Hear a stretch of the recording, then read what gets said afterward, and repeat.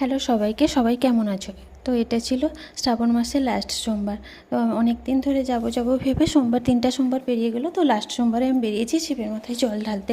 তো এতদিনে অনেকেরই শিবের মাথায় জল ঢালা হয়ে গেছে।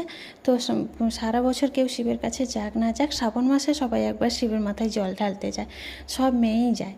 তো কেউ তারকেশ্বর জল ঢালতে যায়, কেউ চন্দনেশ্বর, কেউ বাড়ির কাছে। তো আমরাও যাচ্ছি বাড়ির কাছে, আমাদের একটা মন্দির, ওইখানেই যাচ্ছি।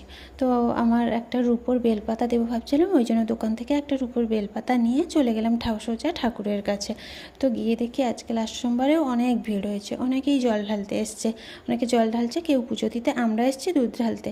তো পুজো দিতে এসেই দেখি অনেক ভিড়। তো সেই জন্য আমরা পাশের ঘরটাতে বসে চারপাশটা দেখলাম কেমন কী ঠাকুর আছে।